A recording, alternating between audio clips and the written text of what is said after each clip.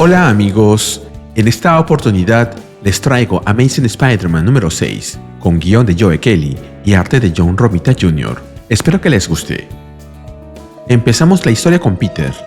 Mientras se alista para empezar un nuevo día como Spider-Man, se dice a sí mismo: tengo esta extraña comezón en la parte trasera de mi cerebro. No es mi sentido arácnido, ni susurros de control mental, ni nada de eso. Más bien, es como el dolor que se siente después de ejercitar un músculo que no se usa hace tiempo. Me estaba empezando a preocupar, porque tengo una gran imaginación para escenarios de peor caso, pero finalmente lo resolví. Es la sensación de recordar algo que ni siquiera sabía que había olvidado. Estoy feliz. Simultáneamente, vemos un auto que recorre las calles a gran velocidad. Alguien dentro de él comenta que el paquete está en camino y pide que tengan el helicóptero listo. Dentro del auto, un senador está amarrado y amordazado. El que maneja le advierte que no intente nada heroico, porque no hay paga extra en el infierno. Imagina que se debe estar preguntando qué política lo llevó a esta situación y le responde que todas, porque representa un sistema roto y este es el arreglo. De pronto, Spider-Man irrumpe y golpea a los bandidos, uno por uno, mientras comenta que ha tenido suerte. Él iba patrullando la ciudad, pensando que no tendría nada que hacer, y de pronto los encuentra a ellos. Luego de reducirlos a todos, se va del lugar, comentando que este ha sido su aperitivo. Mientras se aleja, piensa: raro, ¿verdad? Pero es cierto. Por más que todo sea así de salvaje, mi vida es increíblemente genial. Nos movemos a horas antes en Rand Enterprises. Peter está trabajando cuando su jefa se le acerca y le dice que está impresionada ya que el diseño de su unidad de nanofiltración es impecable. Le pregunta cómo se siente. Peter responde que se siente espectacular, lo que para él es raro, pero también le dice que tener a su jefa observándolo mientras termina su primer prototipo lo pone un poco nervioso. Ella le dice que se refería a su historial de asistencia, señalando que estuvo ausente o llegó tarde 20 de 30 días. Luego agrega que está acostumbrado a las excentricidades de la comunidad científica. Los ingenieros son especiales y él es mucho más especial. Peter le pregunta si lo va a despedir, pero ella le pide que la siga. Mientras caminan, la doctora Osmani Hamilton le pregunta si extraña dirigir una compañía. Peter le responde que no. Él ya tuvo su oportunidad y la arruinó completamente. Ella le menciona un posible liderazgo en alguna de las divisiones de la empresa, pero no ahora, ya que todavía no sabe si él es un científico brillante o un psicópata brillante. Ella admite que tal vez deba apartarse temporalmente en el futuro y que necesita un líder para reemplazarla mientras tanto. La verdadera pregunta es si Peter puede ser tan responsable como brillante. Peter sugiere a Brian, quien lo ayudó a conseguir ese trabajo. Pero de pronto, Brian aparece con hongos en la cabeza, gritando que tiene hambre de cerebros. Luego explica que solo estaba entreteniendo al equipo. La doctora le dice a Peter que ahí está su respuesta, y le aconseja que compre algunos despertadores y que siga haciendo un buen trabajo. Luego vemos a Peter y a Brian junto a una camioneta de comida. Brian le pregunta si la jefa le dio una reprimenda y cuánto le gustó. Agrega que al parecer la ciencia no se mide por asistencia y que cuando él dirija la división cambiará la PTO o Pay Time Off, tiempo de descanso pagado, a Parker Time Off, tiempo de descanso Parker. En eso, un auto se acerca. En el interior está Alonso, Tom Stone, quien le dice que obtendría una recepción más cálida en un congelador de la morgue. Peter, sorprendido, le pregunta qué quiere. Tom Stone le da un sobre, mientras le dice que su amigo querrá eso porque hay problemas en el vecindario. Alguien está causando disturbios y su amigo sabrá qué hacer. Peter responde que su amigo sabrá que él lo está usando para hacer su trabajo, pero Tom Stone comenta que también sabrá que si él se involucra, las cosas se pondrán feas rápidamente. Peter toma el sobre mientras Alonso lo felicita por su nuevo trabajo. Luego se va. Brian observa sorprendido y le pregunta a Peter si está metido con la mafia. Peter no responde, solo se queda pensando. Puede que estés pensando para ti mismo. Pensé que la vida de Spidey estaba yendo bien. ¿No es Tombstone algo malo? Luego lo vemos en un edificio del Upper West Side. Mientras come y se distrae, piensa: Tombstone es lo peor de lo peor y está jugando con mi sentido de responsabilidad para hacer su trabajo sucio por él. Pero es honesto, a su horrenda manera. Probablemente hay un nuevo jugador en las calles. Desde la Gang War, la guerra de pandillas, de los números 933 al 938, los aspirantes a capos intentan probarse a sí mismos. Si puedo detener a un aspirante a mafioso, incluso si estoy tachando a alguien de la lista de Tombstone, sería algo bueno. Y si me tendió una trampa, mi sentido arácnido me avisará de cualquier peligro inmediato. En eso, se ve interrumpido por alguien que se aparece delante de él, diciendo: «La vagancia es un delito». Esta es Black Cat, quien desciende hacia él, riéndose porque no pudo dejar pasar la oportunidad de verlo hecho un desastre. Peter, sorprendido, le pregunta si sabe lo difícil que es asustarlo. Felicia le responde que no es nada difícil. Él, cuando duerme, teme que algo le agarre los pies si la manta no los cubre. Luego, Peter le pregunta qué hace ahí. Ella le dice que escuchó que alguien va a mover tecnología ilegal esa noche y planea robarla, y supone que podrá contar con su ayuda. Finalmente, le pregunta cómo está la enfermera. Nos movemos a algunas horas antes, en Midtown. Peter camina con Shay. Ella comenta algo sobre trabajar de noche, pero siente que Peter no la está escuchando, así que dice una tontería. La respuesta de Peter se lo confirma. No la está escuchando y le pregunta qué le pasa.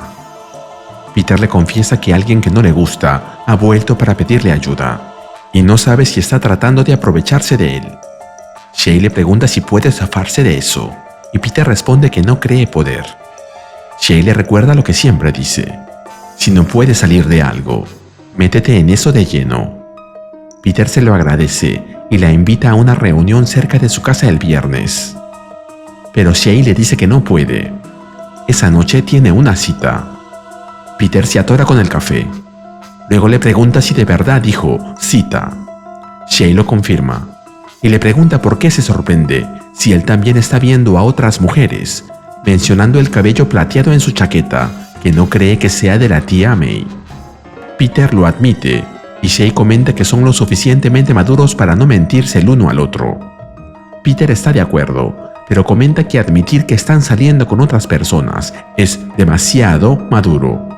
Shay le recuerda que no están casados ni son exclusivos, solo están saliendo, y si quieren cambiar eso, deberían discutirlo. Pero necesitaría haber más estabilidad primero en él. Mientras Shay se va, Peter le responde que él es alguien muy estable. Shay le responde que está mejorando, pero aún no, y le desea que tenga una buena noche. Si te está gustando el video y quieres que suba más contenido similar, suscríbete, dale like y activa la campanita. Gracias. En esta ocasión mandaré saludos a Marcos Rodríguez. Gracias por seguirme. Volvemos con Peter y Felicia. Peter se mantiene observando la calle. Felicia expresa su aburrimiento, pero Peter le dice que aunque la reunión es dentro de horas, a la araña que madruga, Dios la ayuda. Además, existe la posibilidad de que la información sea errónea o que alguien los esté observando mientras ellos vigilan. Felicia le pregunta si quiere hacer algo más divertido. Peter le responde que sí. Le gusta eso. Además, no está en una relación exclusiva. Nos movemos a la oficina de Fist, más temprano ese día. La tía May le comenta a Peter que Shay es una buena chica, con carácter firme y que no tolera sus tonterías. No se opondría si él quisiera sentar cabeza. Peter responde que está lejos de una relación estable. La tía May le pregunta, entonces, ¿qué opina de tener más estabilidad en general? Peter responde que todo apunta a que las cosas le irán bien. Él tiene todo el tiempo del mundo. La tía May solo baja la mirada y murmura, sí, claro, tienes tiempo. En eso, alguien interrumpe. Es Ricardo, quien llega con comida. Al entrar, se sorprende, ya que no sabía que May tenía visita. May los presenta. Peter le dice que no cree conocerlo, pero Ricardo responde que sí. Él estaba drogado y empapado como una rata. Peter recuerda que se quedó en la casa de la tía May después de que el Hobgoblin lo drogó, lo que se vio en el número 3, justo a la noche de la fiesta para los voluntarios de Fist, y le dice a Ricardo que no fue su mejor noche. Ricardo le responde que eso espera, por el bien de May. Peter, incómodo, se despide diciendo que debe irse. Una vez se ha ido, May le reclama a Ricardo por haber sido grosero con su sobrino. Volvemos con Peter y Felicia. Finalmente, detectan movimiento en la calle. Felicia se alegra y comenta que estaba tan aburrida que pensaba seducirlo en serio. Peter se pone serio, pero ella le dice que se reserva el derecho de seducirlo después. Mirando a la calle, comenta que parecen tipos de poca monta y pregunta si podrá irse sin problemas con su botín o si deben negociar antes.